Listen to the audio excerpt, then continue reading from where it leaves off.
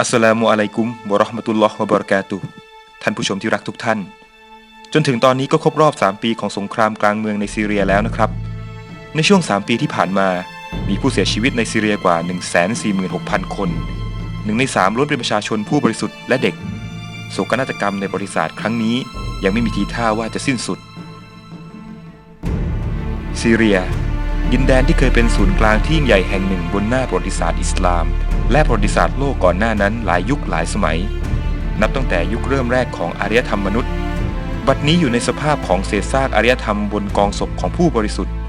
โดยน้ำมือของผู้คลั่งอำนาจและการแทรกแซงของมหาอำนาจผู้ใช้ความแตกแยกเป็นเครื่องมือของความก้าวหน้าของตนเองบัดนี้ชาวซีเรียไม่มีทางเลือกมากนักนอกจากดิ้นรนต่อสู้ในหนทางของอัลลอฮ์และในวันนี้พวกเราเตาฮีสตูดิโอจะเป็นหนึ่งในตัวแทนของพี่น้องมุสลิมประเทศไทยที่จะส่งผ่านความห่วงใยที่มีมากล้นโดยการไปเยี่ยมบรรดาพี่น้องผู้ได้รับผลกระทบจากสงครามณชายแดนเมืองฮาทายเพื่อจะได้เข้าใจ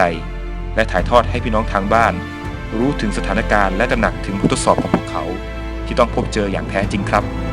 กับสารคดีย่ออัตโตมันตอนพิเศษที่นี่ซีเรีย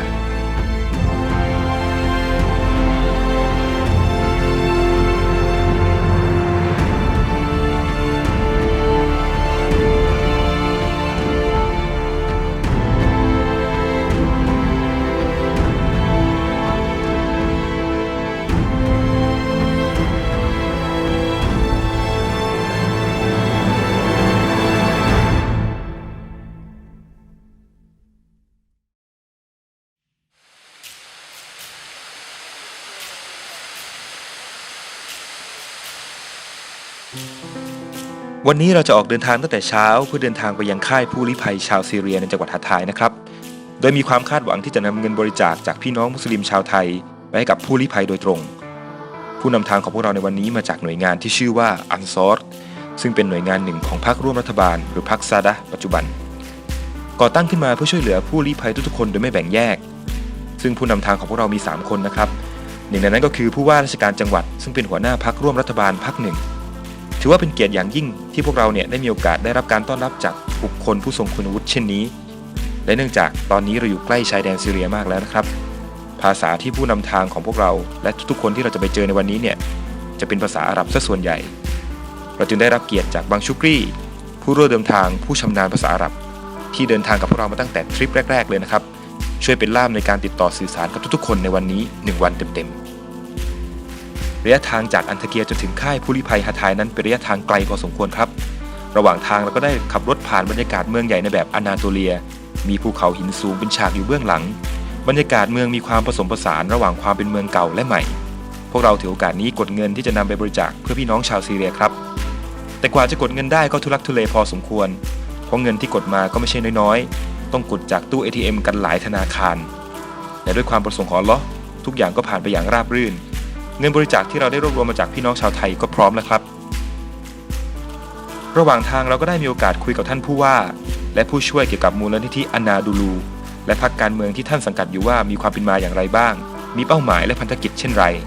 มาทำให้พวกเราได้วกเข้ามาสู่ความสำเร็จของยิวไซออนิสต์ในการใช้เครื่องมือทางการเมืองและเศรษฐกิจเข้ามาครอบครองอเมริกาและทั้งโลกซึ่งจะเห็นเป็นเชิงสัญลักษณ์ได้ชัดเจนบนธนบัตรดอลลาร์สหรัฐพวกเราคุยกันออกรถขนาดไหนไปชมกันเลยครับนี่ครับก็เราก็คุยกับพรรคของซาดะห์นะ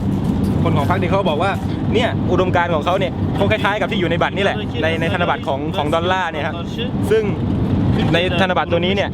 จะมีคำเขียนอยู่เป็นภาษาฮีบรูข้างล่างนี้นะครับเขียนว่าผมอ่านไม่ออกนะ Novus Ordo อะไรสักอย่างเนี่ยซึ่งเซคโครัมนะครับซึ่งตรงนี้เนี่ยมันแปลว่าระบบของโลกเนี่ยเป็นระบบใหม่ที่ปกครองโดยให้ระบบของโลกเนี่ยเป็นระบบใหม่ที่ปกครองโดยยะฮูดีก็คือคนยิวนั่นเองนะครับตรงนี้เป็นภาษานี้นอกจาก In God We Trust ของนี้ก็ยังมีตัวเล็กๆตรงนี้อีกแล้วก็มีสามเหลี่ยมสัญลักษณ์ตรงนี้เขาก็บอกว่าอ่านออกหรือเปล่าเราก็บอกว่าอ่านไม่ออกเราไม่รู้เรื่องเขาก็บอกว่าเนี่ยความหมายจริงๆเป็นอย่างนี้แล้วทีนี้เนี่ยเขาก็บอกว่าเนี่ยธนบัตรตัวนี้เนี่ยมันบอกถึงว่าโลกตอนนี้เนี่ยอุดมการณ์ของสหรัฐอเมริกาเนี่ยก็คือให้ยิว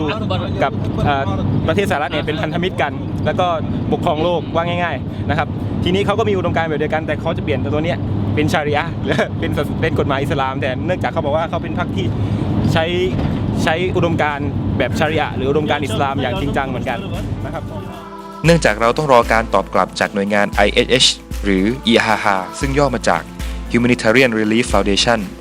ที่จะนำเราไปพบกับพี่น้องผู้ประสบภัยชาวซีเรียพวกเราจึงมาพักผ่อนณสวนสาธารณะแห่งหนึ่ง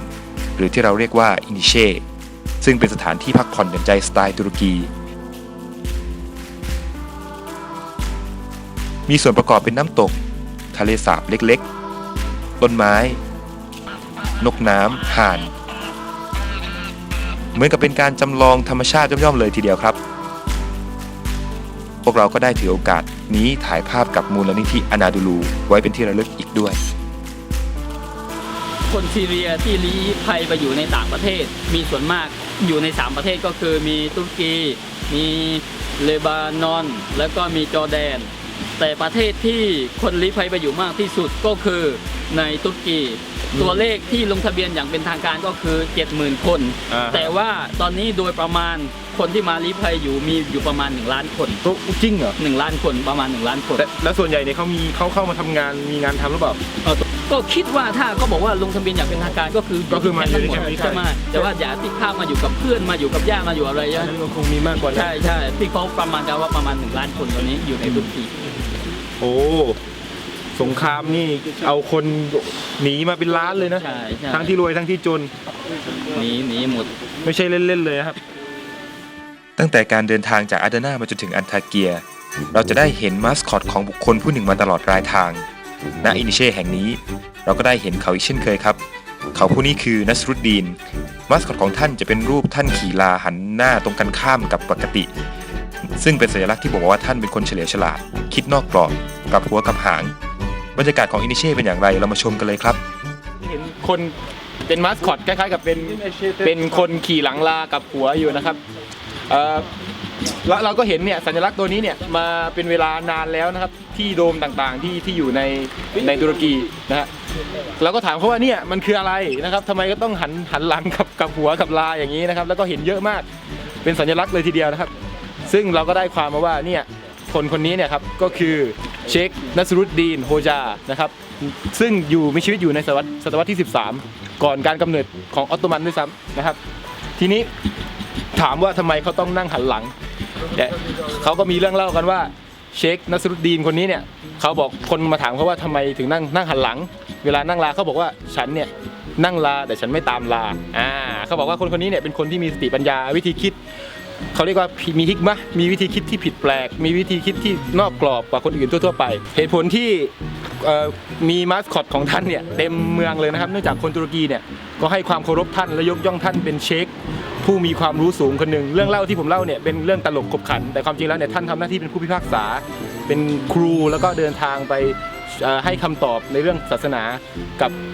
พี่น้องในประเทศตุรกีในสมัยก่อนในยุคก่อนออตโตมันเนี่ยเป็นเวลานานมาแล้วนะครับก็ถือว่าเป็นความภูมิใจหนึ่งของชาวตุรกีทีเดียวในที่สุดพวกเราก็เดินทางมาถึงศูนย์ช่วยเหลือผู้ประสบภัยอีฮาฮาซึ่งเป็นหน่วยงานด้านสิทธิมนุษยชนผู้ดูแลผู้ลี้ภัยชาวซีเรียการเดินทางของพวกเรามาที่นี่ค่อนข้างกระทันหันครับและมีความจำเป็นที่ต้องคุยผ่านผู้ใหญ่ในพื้นที่สำหรับการติดต่อประสานงานทางทีมงานของอีฮาฮาต้องมั่นใจว่าเราเข้ามาโดยมีเจตนาที่เปิดเผยและเข้ามาเพื่อช่วยเหลือพี่น้องผู้ประสบภัยจริงๆเราใช้เวลาพอสมควรทีเดียวกว่าจะได้รับความไว้วางใจจากอีฮาฮาให้สามารถเข้าเยี่ยมผู้ประสบภัยได้อย่างเป็นทางการ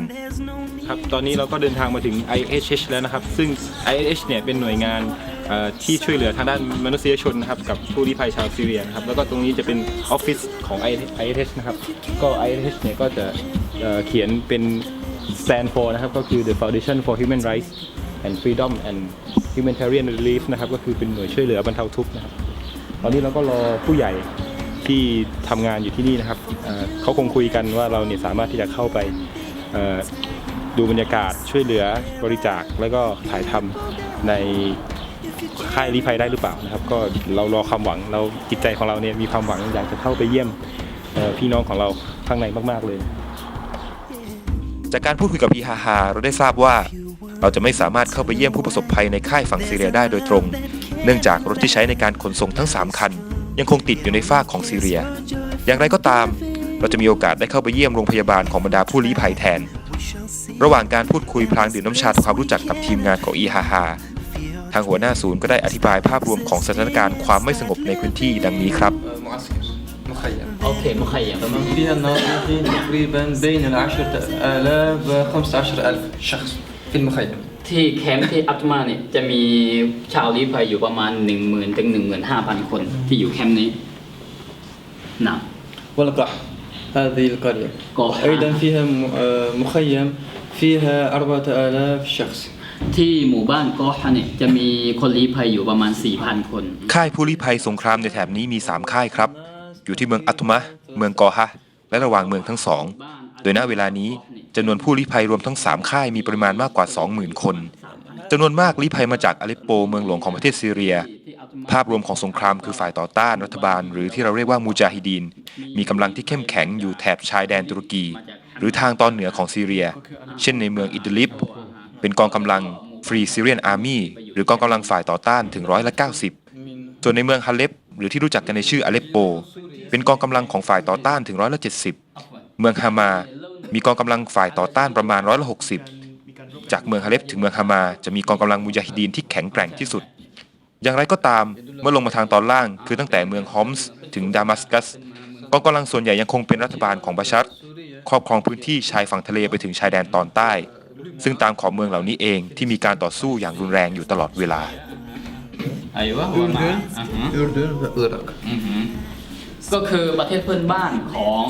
ซีเรียทั้งหมดก็คือมี1อิรักมีจอร์แดนมีปาเลสไตน์มี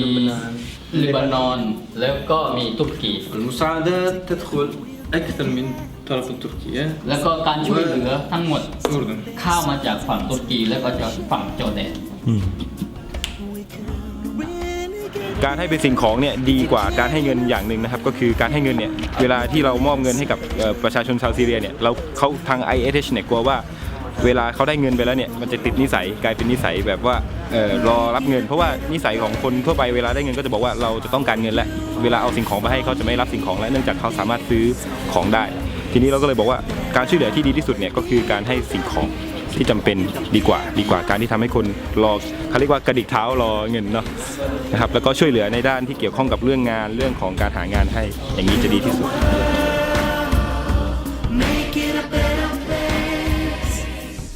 สำหรับตัวผมเองการที่ได้มาพูดคุยกับผู้ทำงานช่วยเหลือชาวซีเรียโดยตรงในพื้นที่ทำให้ได้รับประสบการณ์ที่ค่อนข้างแตกต่างกับความรู้สึกก่อนที่จะมาเห็นจริงครับผมได้ตั้งข้อสังเกตว่าทีมงานอีฮาฮาจะใช้คำว่ามูจาฮิดีนอย่างชัดเจนทุกครั้งในการแทนฝ่ายต่อต้านรัฐบาลแสดงให้เห็นว่ามุมมองของพวกเขาต่อสงครามในซีเรียนั้นคือสงครามศักดิ์สิทธิ์ของบรรดาผู้ศรัทธาต่อผู้นำที่ช่อฉนและขัดขวางอิสลามต่างกับการมองแบบสื่อแบบบุคคลที่3ซึ่งมองว่าเรื่องความขัดแย้งทางการเมืองนี้เป็นการขัดแย้งโดยทั่วๆไปผมรู้สึกได้ว่าทีมงานของอีฮาฮามีความภูมิใจที่ได้ช่วยเหลือผู้ลี้ภัยจากสงครามเพราะรู้สึกว่าตนเองกำลังต่อสู้เพื่ออุดมการณ์อันสูงส่งนอกจากนั้นการที่ได้มาศูนย์อีฮาฮาเราก็จะได้พบกับเยาวชนอาสาสมัครหลายๆคนที่มาจากทั่วประเทศซึ่งเราก็มีโอกาสได้สัมภาษณ์พี่น้องหลายๆท่านได้พูดคุยกันนานพอสมควรทีเดียวก่อนที่จะออกเดินทางไปเยี่ยมเยียนโรงพยาบาลผู้ลี้ภัยพร้อมๆกัน So you are the student Yeah, we are students. We are volunteer here. So you are Most of volunteer them volunteer here. Okay. So for a student, what the student can do normally for this type of job? Actually, because every part of Turkey they send the one truck, the big truck, the container. Most of them there's like this type of container. So you like driving? No, we are carrying. You are carrying. Sharing too. Yani, I'll say, for example, they bring 20 ton. 20 ton. 20 ton stuff, and then we are, how say, the sharing them. We are giving them, carrying, and sometimes we are going inside the Syria, this dangerous part, because you can see easily the bomb, you can see the soldier, and Mujahideen people also. You can see, we are, how say, sending them the food, dress, everything. Even Mujahideen. Also. นี่เขาให้หมวกเรามาด้วยคนละใบ กับทีมงานเตาฮีของเรานะครับ เอาละครับหลังจากที่พวกเราได้นั่งดื่มน้ำชาพูดคุยแลกเปลี่ยนก็ถึงเวลาที่เราจะต้องออกเดินทางสู่โรงพยาบาลของผู้ลี้ภัยกันแล้วแต่ก่อนอื่นเราจะแวะมัสยิดเพื่อละหมาดจุมอะห์กับพี่น้องของพวกเราก่อนช่วงเวลาอันสั้นนี้เราต่างสังเกตถึงสภาพบ้านเมืองบ้านเรือนของผู้คนในแถบนี้ซึ่งเป็นคนตุรกีที่มองผิวเผินแล้วแตกต่างจากที่อื่นพอสมควร Only 1 month? Only rest. And then after this, share everything. With Malay. และแล้วพวกเราก็เดินทางมาถึงโรงพยาบาลผู้ลี้ภัยซึ่งถือเป็นโรงพยาบาลที่ใหญ่ที่สุดที่จัดไว้สำหรับผู้ลี้ภัยชาวซีเรียในบรรดาโรงพยาบาล 5 แห่งในเขตดูแลผู้ลี้ภัยของจังหวัดฮาทายนะครับเมื่อเราเดินทางมาถึงก็ได้รับการต้อนรับจากทั้งคนทำงานและผู้ป่วยบางคนที่เดินไปเดินมาอย่างอบอุ่นผู้ป่วยส่วนใหญ่ในโรงพยาบาลแห่งนี้ส่วนใหญ่แล้วก็เป็นผู้ได้รับบาดเจ็บที่ได้รับผลกระทบกระเทือนเกี่ยวกับกระดูกซึ่งแน่นอนผู้ป่วยก็จะได้รับการรักษาเฉพาะทางด้วยแพทย์ศัลยกรรมกระดูกเราถามพอสังเขปจนได้ความว่าที่นี่คือโรงพยาบาลแผนกศัลยกรรมนั่นเองจะสังเกตได้ว่าผู้ป่วยทุกคนจะใส่เฟือกไม่ตำแหน่งใดก็ตำแหน่งหนึ่งเดินถือไม้เท้าประคองตัวเองโดยรวมคือคนไข้แทบทุกคนที่นี่โดนระเบิดหรือไม่ก็กระสุนปืนนั่นเองครับ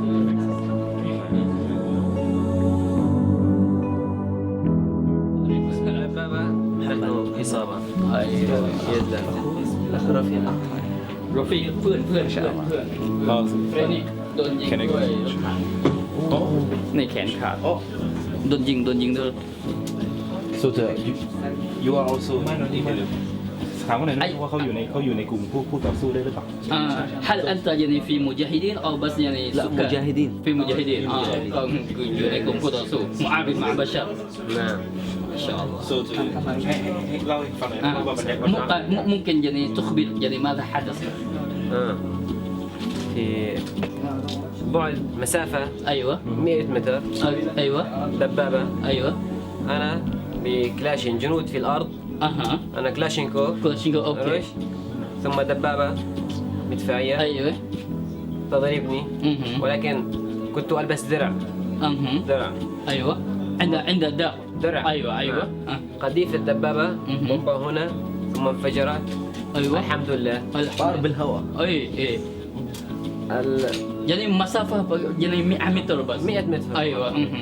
คือเขาเนี่ยคือเขาก็คือเป็นทหารภาคพื้นดินของฝ่ายมุญาฮิดีนนะแล้วก็ถูกยิงด้วยรถถังแค่คือระยะห่างแค่100 เมตรแต่เขานี่ใส่เสื้อเกราะถูกยิงเข้าเต็มเลย แต่ว่าไม่เป็นอะไรแต่ว่านี่เป็นโดนแขนขาดفيه يعني عظام يعني في عصب لا يوجد لا يوجد عظم في الداخل يعني انكسر في الداخل نعم سيخ حديد อันนี้คือก็ใส่เหล็กเข้าไปแล้วใส่เปลือกเหล็กนี่คือกระดูกนี่แตกข้างในแต่เขาบอกว่าเนี่ยที่โดนยิงเข้าไอ้กรอกเต็มเนี่ยก็ระเบิดเลยกระสุนเขาว่าเดี๋ยวเราอยากคำถามนิดนึงว่าความรู้สึกของเขาเนี่ยหลังจากได้ต่อสู้เนี่ยเป็นยังไงบ้างความรู้สึก يعني بعد الحدث ماذا يعني كيف تشعر أشعر بالسعادة بسعادة เขามีความสุขมาก إن شاء الله يدي إن شاء الله في جنة أنا سأعود إلى سوريا كلاشين أو BKC أو RPG إن شاء الله إن شاء الله เขาบอกว่าแขนที่ขาดเนี่ยตอนนี้อยู่ในสวรรค์แล้ว Hold on to that rope. Don't let go. Don't let go. I hear your call. Though you feel so. اسمك الجريس لو سمحت عمر سويدان عمر سويدان عمر سويدان อุมัรสวยดานแขนขาดโดนยิงด้วยรถถังในระยะห่างแค่100 เมตรแล้วก็จริงๆแล้วโดนกระสุนเข้าที่คือเข้าที่พุงเนี่ยเข้าที่แต่ว่าเขามีเสื้อเกราะเต็มๆแล้วก็รอดชีวิตมาได้ ในห้องเดียวกันนี้มีเด็กหนุ่มอีกคนชื่อมะมูดสำหรับมะมูดนั้นได้รับบาดเจ็บและอยู่ในการรักษามาเป็นเวลา3 เดือนแล้วจากการทิ้งระเบิดจากเครื่องบินของกองทัพรัฐบาลเหตุการณ์ครั้งนั้นทำให้เกิดการสูญเสียมากมายแก่ครอบครัวมะมูดทั้งคุณลุงและอาของมะมูดก็กำลังรักษาตัวอยู่ในโรงพยาบาลแห่งนี้เช่นเดียวกันหลังจากนั้นพวกเราก็ได้มีโอกาสไปเยี่ยมเยียนมุญาฮิดีนอีกหลายคนที่กำลังได้รับการรักษาตัวอยู่ในโรงพยาบาลแห่งนี้มุญาฮิดีนส่วนใหญ่ก่อนหน้านี้เป็นเพียงชาวบ้านธรรมดาครับแต่เมื่อมีการเรียกร้องที่จะเปลี่ยนแปลงระบบการปกครองในซีเรียความโหดร้ายของรัฐบาลเผด็จการอาซัดก็ส่งผลให้คนจำนวนมากเข้าร่วมกับกองกำลังปลดแอกซีเรียการเดินทางมาเยี่ยมพวกเขาในครั้งนี้ทำให้เราเข้าใจได้ดีเลยว่ากองกำลังฝ่ายรัฐบาลนั้นใช้อาวุธที่มีความร้ายแรงมากและใช้อาวุธแบบกระจัดกระจาย ไม่ได้มีเป้าหมายเพื่อปราบปรามป้องกันเท่านั้น หากแต่มีเจตนาเพื่อข่มขู่สร้างความหวาดกลัวแก่ประชาชน และไม่มีความคิดในการรับผิดชอบชีวิตของประชาชนของตัวเองแต่อย่างใดเลือกใช้วิธีการขับไล่ประชาชนออกจากประเทศด้วยอาวุธร้ายแรงอย่างที่เราได้เห็นกัน Don't let go. สิ่งที่น่าสลดใจที่สุดสิ่งหนึ่งของเหตุการณ์สงครามจากความรุนแรงประเภทนี้ ก็คือผู้ที่รับผลกระทบส่วนใหญ่ล้วนเป็นคนอ่อนแอทั้งสิ้นครับ อย่างเช่นในกรณีของน้องไมซาซึ่งเป็นเด็กผู้หญิงคนหนึ่งได้รับลูกหลงจากการสู้รบโดยถูกกระสุนยิงจากด้านหลังทะลุตัวลองคิดตามเราอีกครั้งหนึ่งนะครับกระสุนทะลุจากส่วนหลังมายังส่วนหน้าของร่างกายทำให้เป็นอัมพาตร่างกายท่อนล่างไม่มีความรู้สึกอีกต่อไปนั่งอยู่บนรถเข็นวีลแชร์เธอนั่งตอบเราอย่างใจเย็นเหมือนที่ผ่านมาไม่ได้มีอะไรเกิดขึ้นกับตัวเธอมีพี่น้องอีก7 คนต่อมาเราได้ทราบว่าพ่อของเธอก็เสียชีวิตเนื่องจากการต่อสู้ในครั้งนั้นล่ามเฉพาะกิจของเราบังซุกรีถึงกำลังน้ำตาและเสียงสั่นเครือด้วยความสงสาร พ่อเขานี่เสียแล้ว พ่อเขาร่วมอยู่ในการรบด้วยใช่ไหม คือพ่อเขาเป็นทหาร พ่อไป ใช่พ่อเป็นทหารคือทหารที่ว่าต่อสู้ว่าเยอะอันเยอะอ๋อคือนี่เป็นนาเขา เรานึกภาพไม่ออกเลยครับว่าเธอจะใช้ชีวิตในอนาคตต่อไปอย่างไรเราเห็นได้จากแววตาของน้องเขาชัดเจนครับว่าน้องเขายังอยู่ในอาการโศกเศร้าซึ่งเราไม่ทราบว่าเราจะเข้าใจมันได้มากแค่ไหนและเราก็เชื่อว่าเด็กน้อยบนรถเข็นคนนี้คงผ่านอะไรมามากจนเธอเข้มแข็งและมีมาดที่ขรึม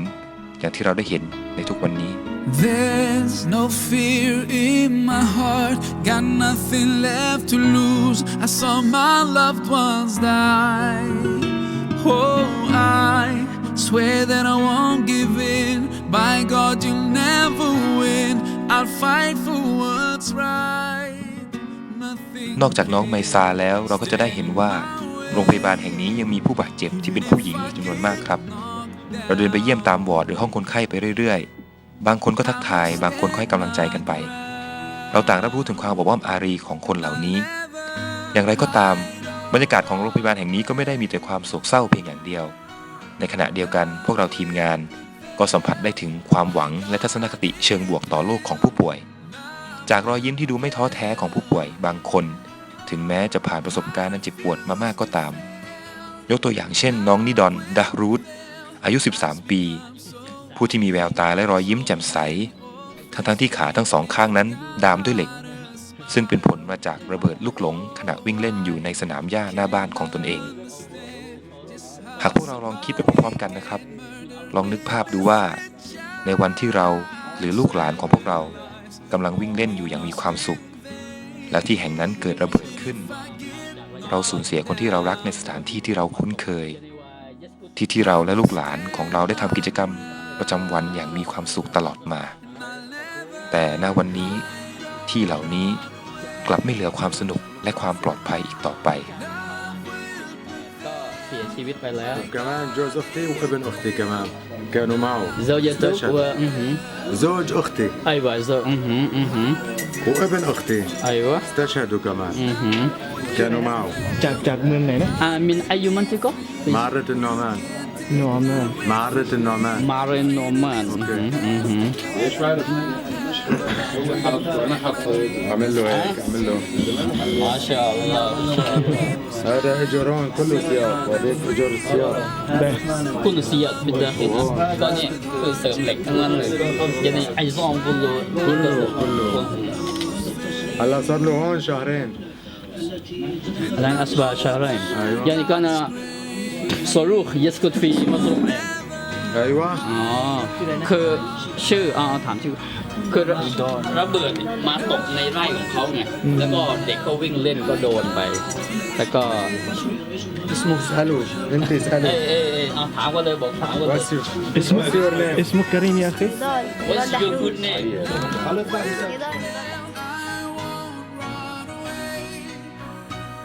และน้องก็ได้บอกกับเราเพิ่มเติมว่าพี่ชายของนิดอน ได้กลับสู่ความเมตตาของอัลลอฮ์แล้ว จากเหตุการณ์เดียวกัน I refuse to fail. Love will prevail.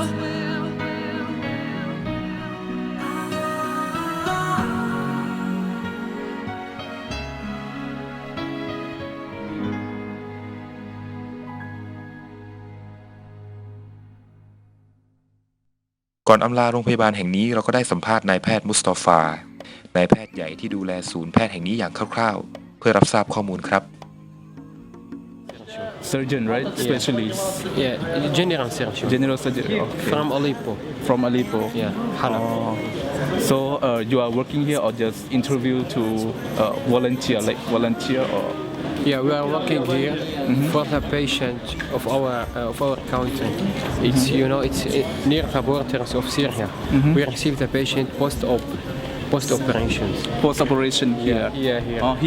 here is the word for patient for post operation patient. Yeah. And also we make some minor surgeries here for the patients here. We have about 80 patients in this building. It's contain 3 floors. The first floor, most of the patients have paraplegia. Paraplegia. Okay. Yeah. And the second floor? It's mixed with fractures and abdomen injuries like that. And the third floor? Also mixed. Mixed, We right? have 5 to 6 kids. Also we have 5 to 6 women. Most of the patients are civilians. Yeah, they are affected because of the bombing of Bashar al-Assad forces. Oh, okay. So almost all patients here they transfer from another hospital and. Yeah. The most transferred by the field hospitals inside Syria or Turkish hospitals here. But some of them come directly to the hospital. Oh, okay. So the system of this hospital just admitted the patient from another hospital and. Yeah, I take care for them, making some minor surgeries. Taking care of their health, wounds, like that, and when they will be able to complete their lives again, we discharge them. Okay. May God reverse your work here. May Allah give you more benefit or more high deficit to make your life more easier in the and highest Jannah. Yeah, and highest Jannah. Inshallah. You are welcome and we appreciate your visit and you are inshallah all brothers and inshallah see you soon in Syria, liberated Syria. Some might say this world today shows God's left us to our mistakes, so that He's never been so far away. Some might say, how could any father stand, see his children across many lands, suffer so, and give no helping hand, no helping. ที่ต่อมาที่เราได้เยี่ยมชมกันก็คือโรงพยาบาลสำหรับเด็กเล็ก อายุรกรรม และโรคหัวใจครับ เป็นโรงพยาบาลชั่วคราวที่รับรักษาเพียงผู้ป่วยนอก แต่ละวันสามารถรองรับผู้ป่วยได้ประมาณ 50-60 คน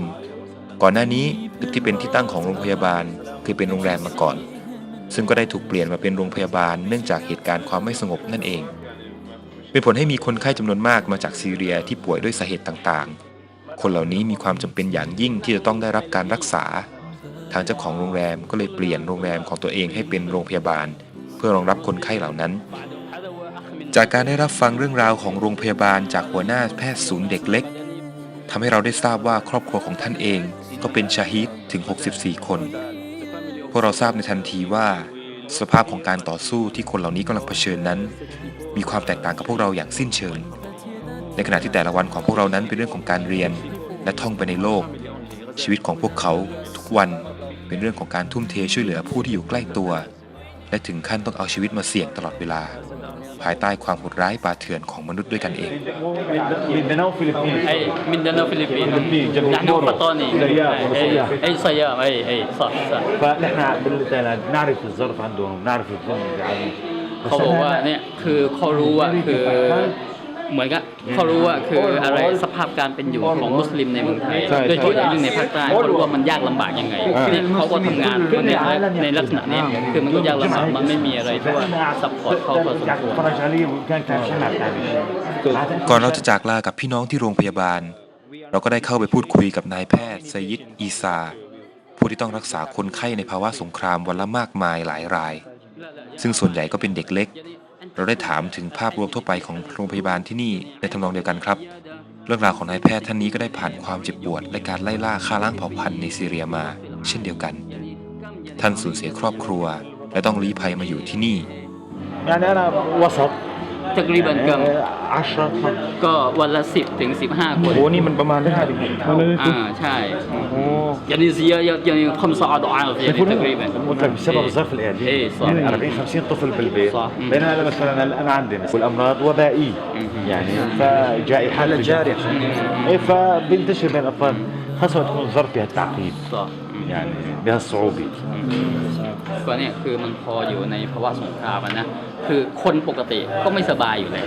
นะแต่พออยู่ในภาวะสงครามมันคืออะไรฝุ่นควันอะไรเคมีอะไรมาก็ไม่รู้เด็กมันก็ไม่สบายเพิ่มมากใช่ก็คือหลายๆอย่างอัตราการป่วยก็เพิ่มมากขึ้น يعني بين الموت والحياة وهون المشافي يعني ما عندنا مشافي تركية يعني Give me your hand, my brother. I will not let you go. และนับว่าเป็นครั้งแรกของทีมงานหลายๆคนที่ต้องเห็นหมอผู้เสียสละคนนี้หลั่งน้ำตาเมื่อได้เล่าเรื่องของตัวเองให้พวกเราฟังมันเป็นสิ่งที่อธิบายยากอย่างบอกไม่ถูกที่ต้องมาเห็นคนในวิชาชีพนี้หลั่งน้ำตาต่อหน้าผู้คนเราเชื่อว่าหลายอย่างในหัวใจของเขานั้นคงบีบคั้นมันออกมามาก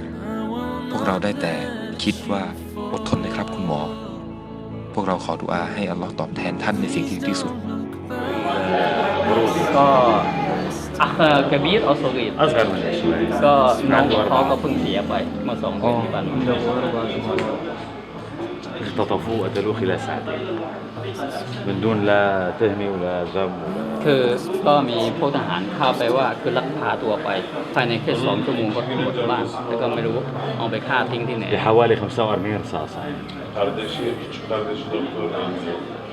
وتحديدا مو النظام الروافض انتوا بتسمعوا بالروافض؟ خذوا حذركم اشياء الروافض خذوا حذركم منه بمناطق تكون بيظهروا بالطيبه وهن قتلي اللي قتلوا الاخويه هن منه ما لهم علاقه ولا علاقه بس انتوا يعني شافوه على الطريق قتلوا من دون اي مسلم يعني بس انه مسلم نعم مثل كل الدنيا ديروا بالكم منهم اليوم من الايام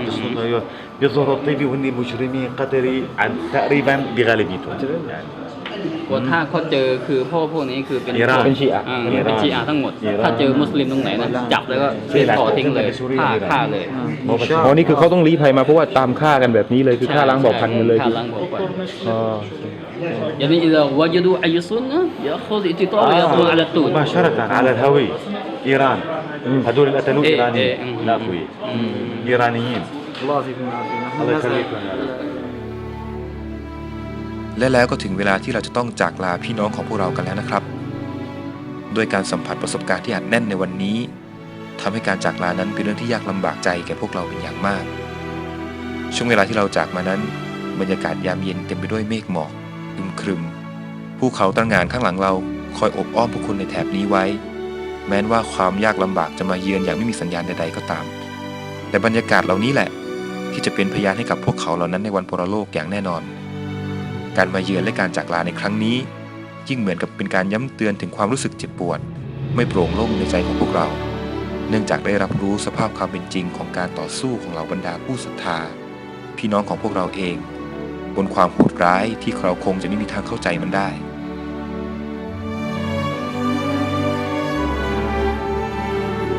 เราได้อำลาพี่น้องเจ้าหน้าที่อาสาสมัครของอีฮาฮาที่คอยอำนวยความสะดวกให้กับพวกเราในวันนี้เราโอบกอดด้วยความเข้าใจกับสิ่งที่เกิดขึ้นและต่างหวังว่าน้ำตาแม้แต่หยุดเดียวที่เราได้สัมผัสในวันนี้จะเป็นสิ่งที่คอยสมานความช่วยเหลือระหว่างพี่น้องมุสลิมด้วยกันไม่ใช่แค่พวกเรารวมถึงท่านผู้ชมและคนทั่วโลกที่ได้รับรู้ เราหวังว่าจะเป็นเช่นนั้นครับ